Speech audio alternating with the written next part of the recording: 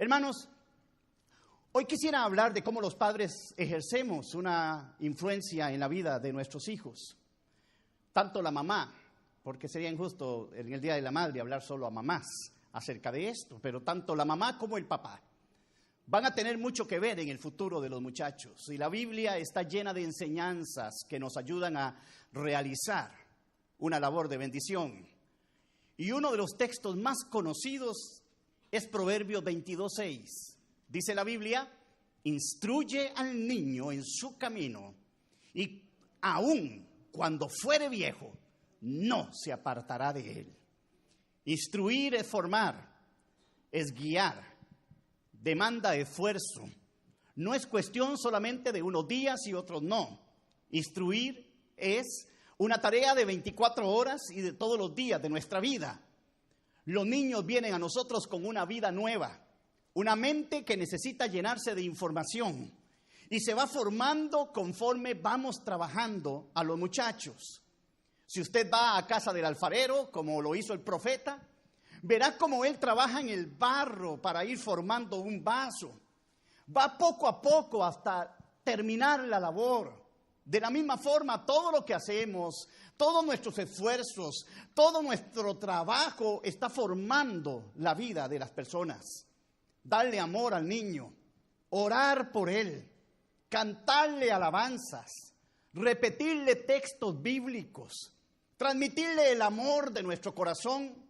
Todo esto va siendo tomado por su mente, lo va guardando, lo va introduciendo en lo profundo de su corazón. Se quedará allí para siempre y le mostrará cuán importante es para nosotros y cuánto lo amamos. Por ello, la crianza demanda tiempo, paciencia, perseverancia, y esta perseverancia debe ser constante en el amor. Y no importa cuántos problemas haya a nuestro alrededor, cuántas preocupaciones y carreras tengamos por delante, debemos mantener nuestro amor por ellos, hacérselo sentir, porque de esa forma su seguridad se va fortaleciendo. Nunca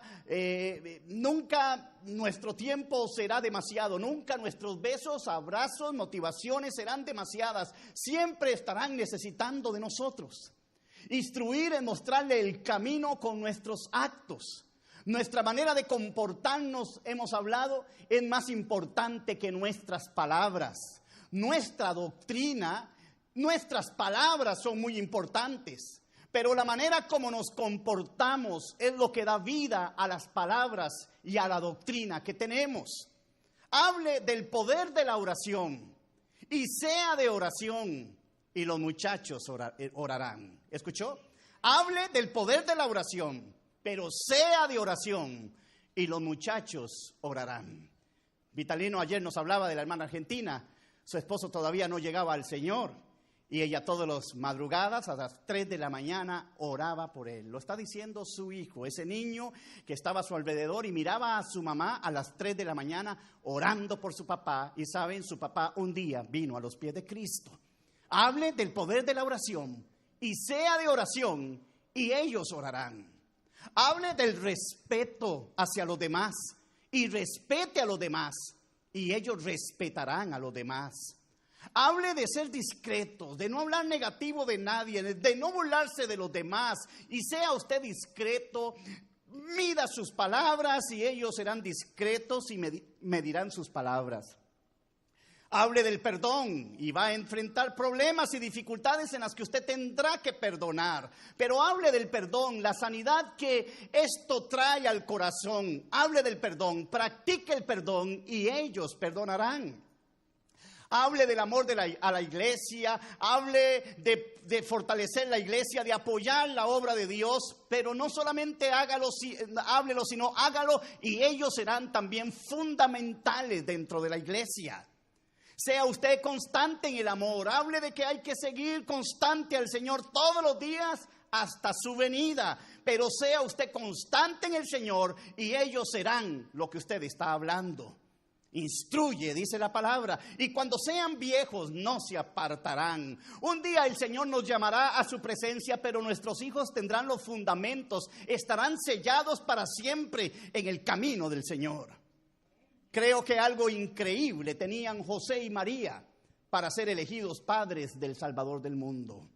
Salomón hablaba de su padre cuando decía en Proverbios 4, oíd, hijos, la enseñanza de un padre, escuchad, estad atentos para que conozcáis cordura, porque os doy buena enseñanza, no desampararéis mi ley. Y dice Salomón, porque yo también fui hijo de mi padre, delicado y único delante de mi madre. Y él me enseñaba y recordaba y dice y me decía, retenga tu corazón mis razones, aleluya, guarda mis mandamientos y vivirás. Adquiere sabiduría, adquiere inteligencia, no te olvides, no te apartes de las razones de mi boca, no la dejas y ella te guardará. Ama la sabiduría y la sabiduría te conservará. Aleluya. Son enseñanzas y pláticas de un padre a un hijo que formaron su corazón. James Dobson es el presidente de Enfoque a la Familia. Fue nombrado el líder cristiano más influyente en los Estados Unidos. Un día un periodista le preguntó acerca de su niñez y él dijo que había aprendido a orar antes que hablar. ¡Wow! Antes de hablar había aprendido a orar. Le contó el periodista que entregó su vida a Jesús a los 3 años. Un día cuando su padre hizo el llamado al altar. ¿Y qué es lo que más recuerda? Y dice, no puedo olvidar ver a mi padre de rodillas buscando el rostro de Dios. Hoy cuenta con 80 años, sigue siendo un hombre de gran influencia en la vida cristiana de este país. Padres y madres juntos deben proponerse cumplir con el reto de guiar a sus hijos. Si hablamos de las mamás, tengo un tremendo ejemplo. Se llamó Susana Wesley. Susana fue la madre del reconocido predicador Juan Wesley. Tenía una vida sometida a Dios. Se propuso crear a sus hijos en el camino correcto. Desde muy joven dedicó 2 horas a la oración cada día. 2 horas a la oración cada día. Una cuando se levantaba, otra antes de irse a dormir.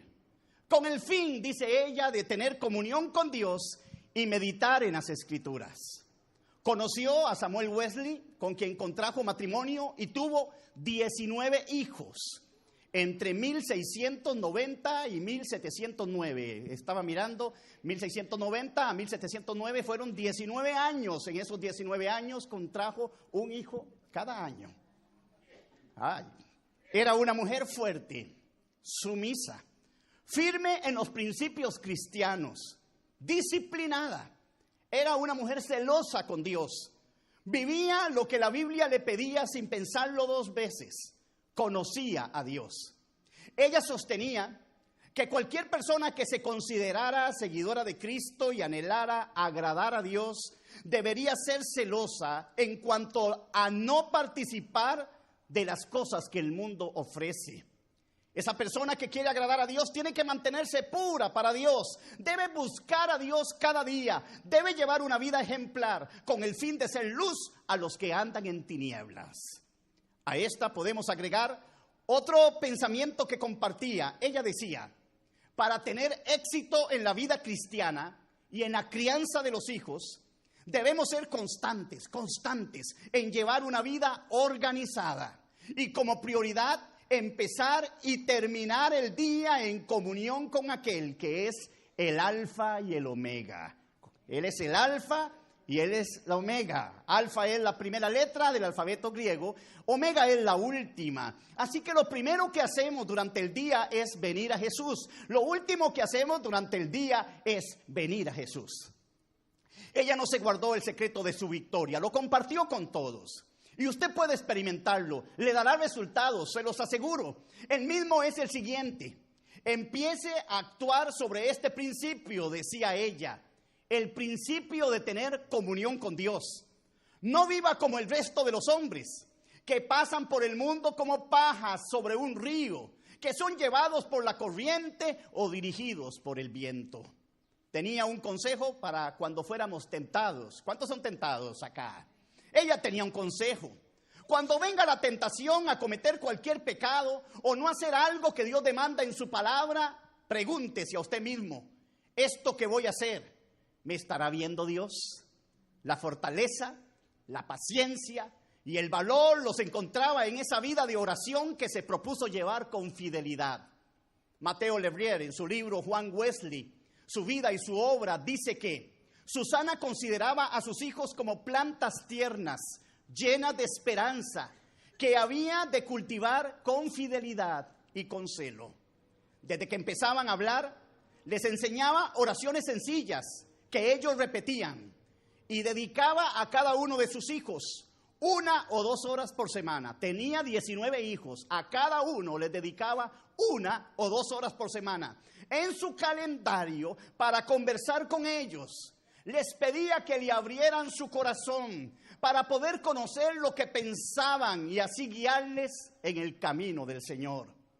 El día jueves en la tarde era el turno del gran predicador Juan. Años después, cuando estudiaba en la Universidad de Oxford, en Inglaterra, le escribe a su madre y le dice: madre, hay algo que extraño, y es esa hora los jueves en la tarde. Siempre cuando atardece cada jueves, me acuerdo de mi tiempo sentado con usted, escuchando sus consejos. Y de verdad que aquella influencia espiritual le dio las fuerzas para enfocarse en la misión que Juan Wesley tuvo por delante. En Oxford, la universidad donde estudiaba, sus compañeros se daban a borracheras y acciones pecaminosas, pero él se unió a un grupo llamado el Club Santo. Los vacilaban en la universidad, se burlaban de ellos, los hacían a un lado, pero pertenecían al Club Santo. Y ellos se reunían para orar, buscar a Dios y leer el Nuevo Testamento en griego. Susana convirtió su casa en una escuela bíblica, donde por 6 horas diarias enseñaba a sus hijos a leer la palabra, los preparaba para enfrentar la vida, con la Biblia en la mano, los enseñó a leer, les enseñó buenos modales en la mesa y al compartir con los demás, y que fueran personas respetuosas. El método que usaba con sus hijos era que un día después de cumplir 5 años, pasaban a ser parte del cuarto de estudio. Al final de las primeras 6 horas, debían saber con perfección el alfabeto. En 6 horas se sentaba, después de que cumplían 5 años, y aprendían el alfabeto en el primer momento de 6 horas. En la segunda lección, el niño aprendía a deletrear el primer capítulo de Génesis. A los 3 meses de este ejercicio, sus niños podían leer a toda perfección. El libro de texto era la palabra de Dios. El secreto del éxito de ella fue una vida disciplinada. Y por esa razón cada hijo tenía un programa estricto que desarrollar.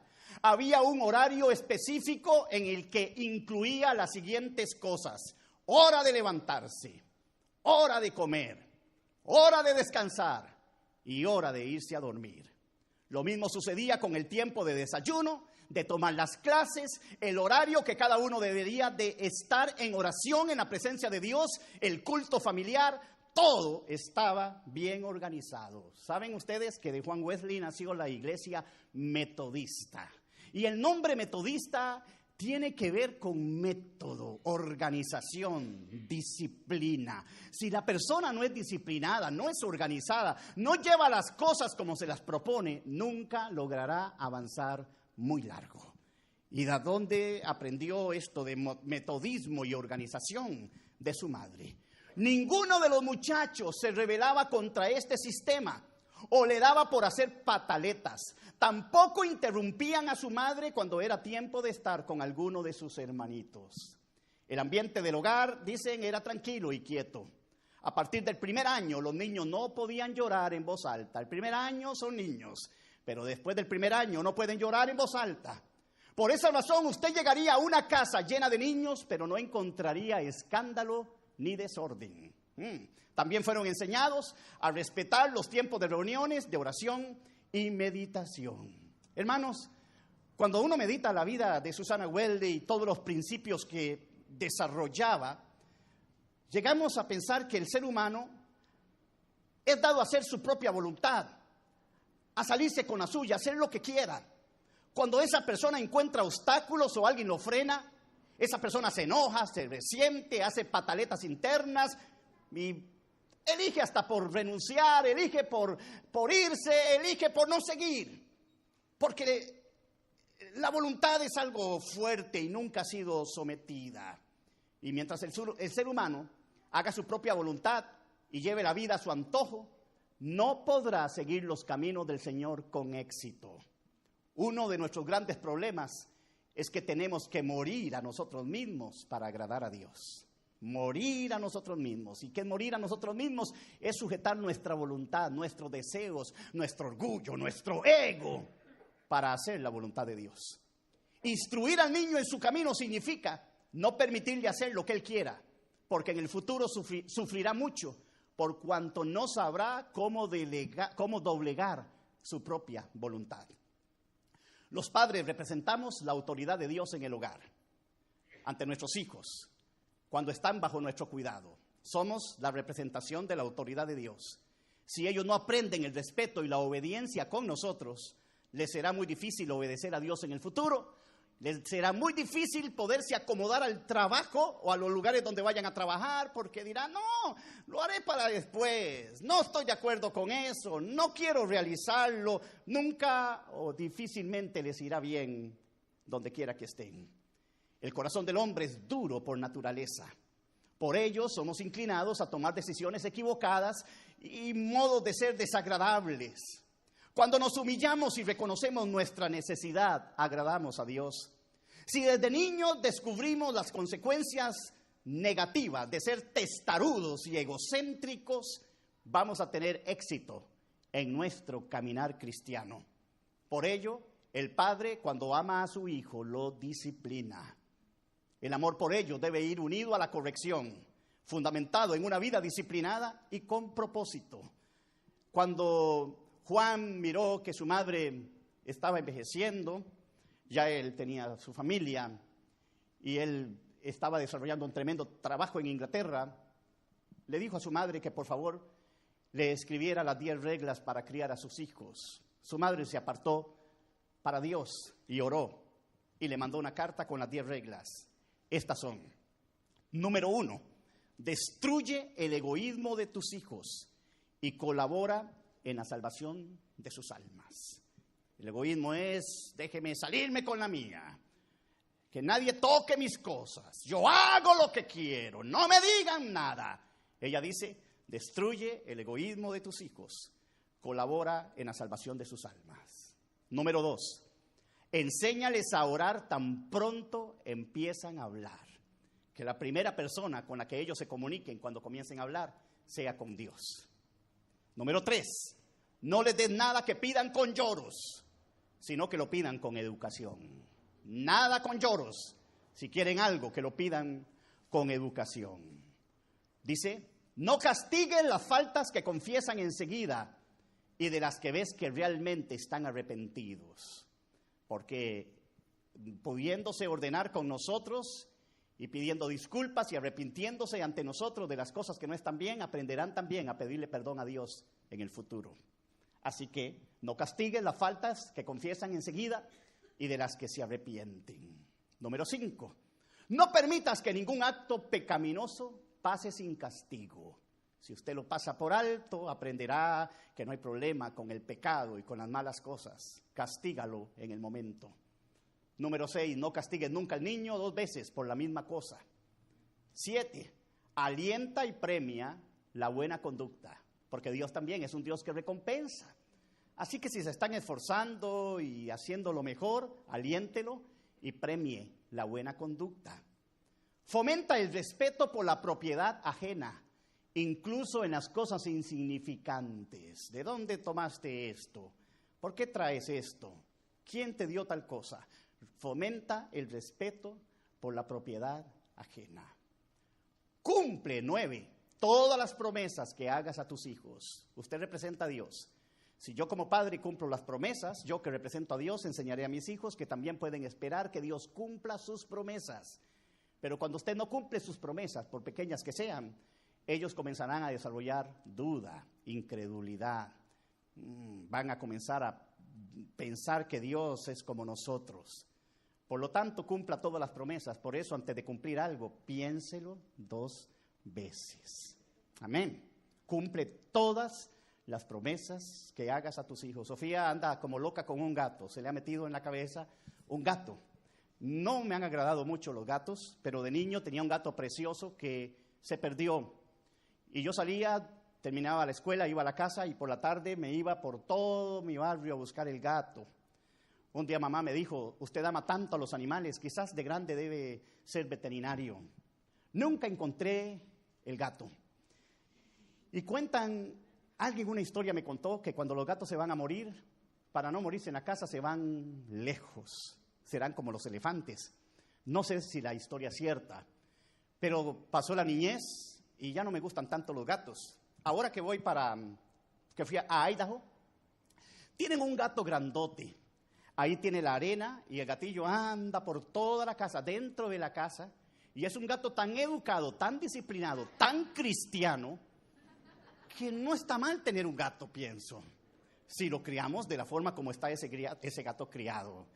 Y el día viernes que me tocaba predicar en la noche, pedí que me dejaran solito en la casa, no había gente y querían andar por varios lados. Le digo, no se preocupen por mí, yo quiero estar ahí en la casa. Después llegó César a estar conmigo. Fuimos a desayunar a un lugar y de ahí a la casa. Estaba trabajando en la predicación solito y pasaba el gato a cada rato a la par y levantaba la colita y yo lo sentía como para que le hiciera cariño. Ahora Sofía quiere tener un gato. Digo, bueno, no está tan mal un gato. Pero entonces le hice una promesa, cuando cumpla 15 años le doy el gato. Así que falta 7 años y medio para que darle el gato y para que piense, tal vez dentro de tanto tiempo diga, no papá, ciertamente, no, ya no quiero el gato.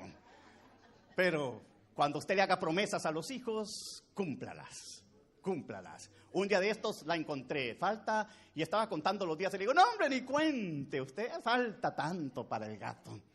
Pero cumpla todas las promesas que le haga a sus hijos. Y número 10, no obligues a hacer trabajar a tus hijos. La sociedad en Inglaterra, los niños llegaban a 12 y a 15 años, estamos hablando de 1700 y resto, y no sabían leer. Y ella decía, no dejes que tus niños trabajen antes de aprender a leer, deben leer. Ella sabía lo importante. En un momento en que casi el analfabetismo era increíble que los niños leyeran. Y ella decía, esfuérzate por hacer que tus hijos lean, porque la persona que leía hace 200 o 300 años era una persona intelectual y educada, tenía acceso a todo. Muchas personas morían sin aprender a leer y a escribir. Y ella dice, no los obligues a trabajar hasta que aprendan a leer. Explicar cada uno de estos consejos nos tomaría un buen tiempo, pero en la fecha de su muerte, Susana tenía 73 años. Había trabajado arduamente para Dios, desarrolló la maternidad como un ministerio de Dios. Al final de su vida, su hijo Carlos compuso más de 6,000 himnos para el Señor, aparte de desarrollar un tremendo ministerio. Se le ha considerado a Carlos Wesley como el gran escritor de himnos de toda la historia cristiana. Juan Wesley es reconocido como uno de los más grandes hombres de Dios en la historia de la iglesia, y sus otros hijos, todos ellos tuvieron a Cristo en el corazón. ¿Cuánto dan gloria a Dios?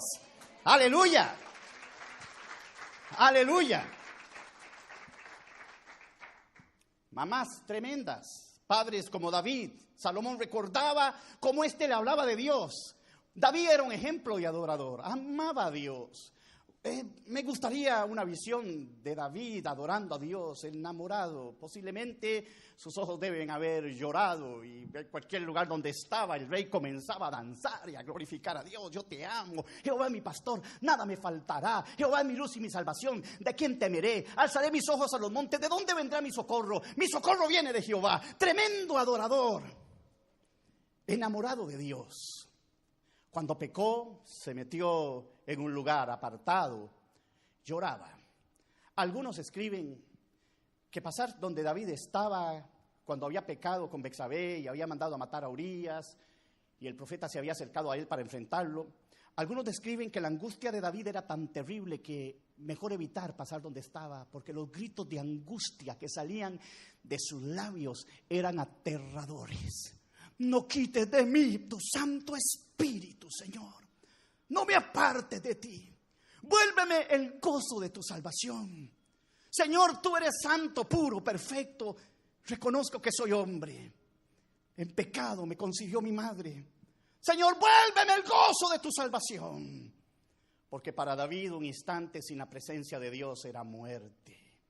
Un adorador enamorado de Dios, que de constante glorificaba al Señor y se gozaba en su presencia. Su hijo lo tiene que haber visto tantas veces adorando a Dios, gozándose. Señor, tú eres mi amor.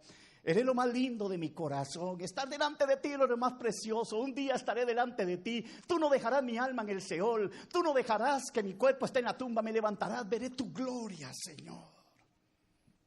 Constantemente lo miró adorar a Dios. Hermanos, el ejemplo es lo más importante. Para terminar, el Departamento de Policía de Houston publicó una hoja muy buena en cuanto a la crianza de los hijos. La titularon ¿Cómo criar hijos delincuentes? ¿Cómo criar hijos delincuentes? Número 1, dele a su hijo todo lo que pida. Pensará que tiene derecho a obtener todo lo que desea. Número 2, ríase cuando su hijo diga malas palabras. Crecerá pensando que el irrespeto es divertido. Número 3, jamás reprenda a su hijo por un mal comportamiento. Crecerá pensando que no existen las reglas en la sociedad. Si quiere criar hijos delincuentes, número 4, recoja todo lo que su hijo desordena. Crecerá creyendo que otros se deben hacer cargo de sus responsabilidades. Número 5, permítale ver cualquier programa de televisión. Crecerá creyendo que no hay diferencias entre ser niño y adulto. Número 6, dé a su hijo todo el dinero que pida. Crecerá pensando que obtener dinero es fácil y no dudará en robar para conseguirlo. Número 7, póngase siempre de parte de él. Si mamá dice algo, papá, defiéndalo. Si papá dice algo, mamá, defiéndalo. Póngase siempre de parte de él. Contra los vecinos, contra los maestros, contra los policías. Es tremendo cuando el niño llega con una mala nota o que el maestro lo regañó y va aquella mamá o papá como convertidos. Espérese, esa vieja me va a oír. Véngase, hijito. Sí, mamá.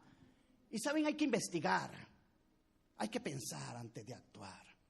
Póngase siempre de parte de él contra vecinos, maestros y policías. La maestra de la escuela dominical, mamá me trató malísimo. Vámonos de esa iglesia. Y dice, bueno, en todo lado va a tener problemas hasta que no lo formemos. Póngase siempre delante de él, de parte de él, contra vecinos, maestros y policías. Crecerá o creerá más bien que lo que él hace siempre está bien y son nosotros los que están mal. Siguiendo estas instrucciones, le garantizo, dice el Departamento de Policía, que su hijo será un delincuente y nosotros vamos a tener una celda lista para él. Si usted ve aún, aleluya, todas estas cosas nos hacen pensar. Pensamos que nuestra responsabilidad es bien seria. Pero mis hermanos, a veces tenemos que empezar por nosotros mismos. Ore de constante. Saque tiempo para Dios en la mañana y en la noche. Intégrese a la iglesia. No se turnen. Sea constante en venir a la iglesia. Venga a disfrutar y a glorificar a Dios. Lea la Biblia constante, porque será como árbol plantado junto a corriente de agua, que da su fruto a su tiempo, su hoja no cae. Yo lo creo. Lea la Biblia. Cuando tenga oportunidad, hable de Cristo. Cuando alguien venga con problemas y dificultades, hable de lo lindo que le va a usted, porque usted es un cristiano de verdad. Enseñe el hogar con ejemplo. Si hay algo que está pasando en la casa por causa de la televisión, la internet, lo que sea, y usted siente que eso contrista al Espíritu de Dios, ponga orden al instante.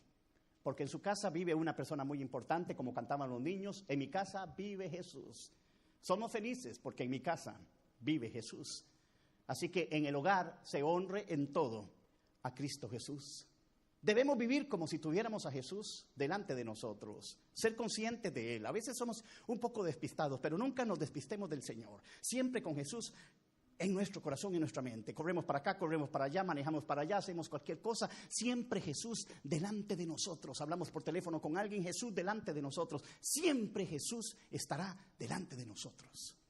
No hable de más, No hiera a nadie, compórtese con amor, viva como si la venida de Cristo fuera hoy. Josué dijo, ustedes elijan seguir a quien quieran, pero yo y mi casa. Y hay un error gramatical que hemos hablado, porque el yo va después, el burro por delante, dicen, para que no se espante. Es que yo y Rafita, yo y Pablo, yo y Armandito, y dicen el burro. Pero en esto no hay ningún error gramatical. Yo y mi casa, primero yo, serviremos a Jehová. Usted es el primero, usted es el principal. No piense en si su esposo fuera lo que debe ser. Ay, si mi esposa fuera. No, yo y mi casa serviremos a Jehová. Denle un aplauso al Señor. Aleluya, gracias Dios. En esta sociedad que vivimos, donde hay un liberalismo increíble y se les enseña a los muchachos a que todo está bien con ellos y que a veces los problemas o los equivocados somos nosotros, tenemos que ser muy fuertes. Pero usted trabaje en los preceptos bíblicos, en lo que Dios ha escrito, y nos irá bien todos los días de nuestra vida. Aleluya. Adoramos a Dios. Dios está aquí.